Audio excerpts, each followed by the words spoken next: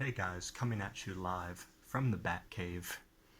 That's why the light it's been a little bit weird on these past several videos that I've made because, as you know, I'm in a postpartum clinic here in China. My wife and newborn baby, little Ray, are receiving top-notch care, and I'm staying up at the nights, during the nights to watch little Ray, and also to work on the card games, work on making some videos, studying, exercise. You know how I do it. And so it's about 6 a.m. right now, and I wanted to make this video to talk to you about the amazing artistry in the Heading into Language Land card games. So I've been working on artwork, or collaborating with artists rather, around the artwork for the second edition of the game. And it's been a lot of fun because I've been reconnecting with several of the great artists who worked on the first edition of the game. I've been working with Gabriel Schwepler. I've been working with Caitlin Rain. I've been working with Jess Winton.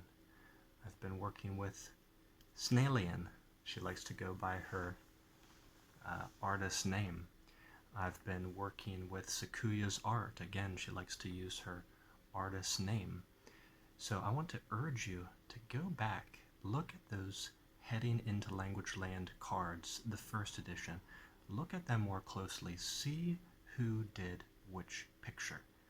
Learn their style. Learn what it looks like. Learn what you love about it. Because they're coming back to do more with us, and I just love to see the evolution of their styles and their abilities, and they just make this world more rich and more diverse because their artwork all looks different. They have different strengths, different things they like to emphasize in their work.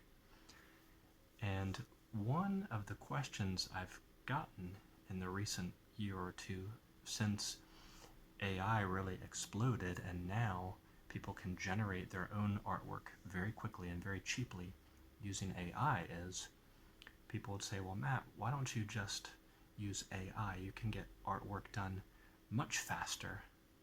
You can get as much artwork done as you need overnight. Crank out more games or do whatever.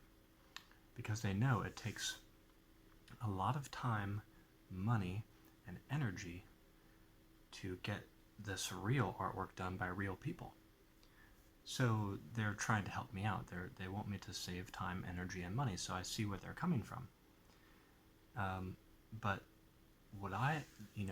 there's a lot of factors we could go into. Well, first of all, let me say that I'm not wholly opposed to AI-generated artwork. I think it's really interesting, and I'm going to be experimenting with it more going forwards. But I think that the time and the energy and the money that I put into working with real people makes the project more meaningful, more valuable. If you skip over the work, if you do things for free, if what you're doing requires no energy, no thought, then is it really going to be worth something? I hope that I'm creating something that's going to stand the test of time and reveal its value more and more as the years roll by.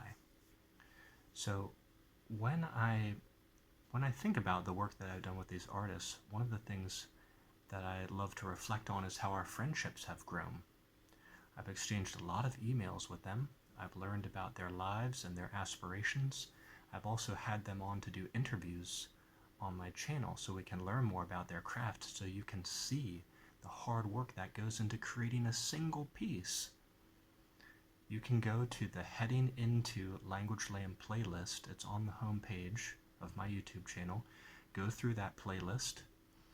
Is it there or is it in the interviews section? I also have an interviews playlist. They might be in there. I can't remember now. But anyway, you can find interviews with artists where we show how they developed the artwork for the game cards, and we talk through the decisions they made and how we collaborated. It's really, really instructive. So our friendships have grown. We've done interviews. I've learned a lot about the artistic process from them. My ability to convey what I want has improved. My ability to manage multiple projects and multiple pieces that are going on whilst still doing all the other things that I typically do in my daily life, that has improved. So my time management, my team management, my ability to know when to not control the project so much has improved. I realized that in probably dealing with all of these fantastic artists, in most if not all cases, their conceptualization abilities are far greater than mine, because this is what they specialize in. So sometimes I realize that by trying to control what they do too much, I ruin the thing. So sometimes it's better if I give some general idea of what I want, but I don't make things too specific unless there's specific things from my story really that need to be there. Then I let them do the conceptualization work, and that's happening more and more, that they're putting their twist on it in terms of how the characters appear and how the locations appear. And I tell them, I want you to activate your strengths. We have some general guidelines for how things need to be on the game card. We have some general guidelines for something, maybe there's something that this character wears or carries, but beyond that, you can shape this thing. And I want you to execute it around your strengths and your skill sets. So that's getting better results. It's getting more impactful art pieces back. So as you can see, a lot of thought goes into this. I was blown away the other day when I reviewed some of the email chains I had with some of these artists, and sometimes one piece has 30, 40, 50 email exchanges, and it's gone on for months. Can you imagine that? I think a lot of people have no idea the work that goes in behind the scenes to bring a game like this to life. So look back at the Heading into Language Land 1 cards, appreciate that artwork, and realize that we're moving forward and trying to do even better with the second edition of the game. I think currently there's about maybe 5 or 6 pieces done for the second edition, and there's currently about 4 in the works. So this is something that I'm constantly going to be communicating about with artists, probably for the next 1 to 2 years, if not more. So it takes a lot of time. In the future, I might use AI more. I think it is great as a brainstorming tool. I think it could be great to do for sci-fi editions of the game. I've thought of doing a sci-fi edition of this game called Heading into the Language Zone, and it all happens in outer space, and I use AI to make the artwork. I think that would be a cool excuse to get into AI. But I do have a lot of concerns about AI, because I know musicians and artists and academics have said AI is illegally and unfairly pulling from their work, mashing it up with other people's work, and putting it out there.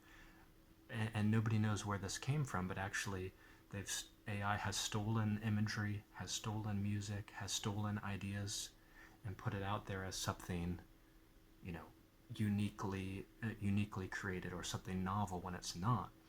Sometimes when I've generated artwork before and I've experimented with it, I've seen things in the artwork that maybe came from Magic the Gathering, or maybe came from some famous cartoon, or maybe came from some other brand. So obviously I don't want that in my game, because I want everything to be uniquely created. Now maybe AI is going to get better with that. Maybe if you pay for higher tiers, you get away from that. I don't really know. But this is something I'm in discussion with the artists about. I've asked them before, and I'm going to ask them again in future interviews, what do you think about AI artwork and where it's all going? Because this has a direct impact on these artists' livelihood. So I really care about their livelihood, and I want them, as well as myself and my project, to all come up together.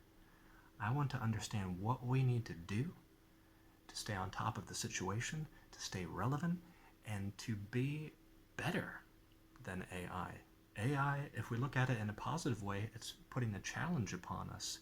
We have to reflect on, what does artwork mean now? And how can we do something that's going to make people stop and think to a greater and higher degree than AI can.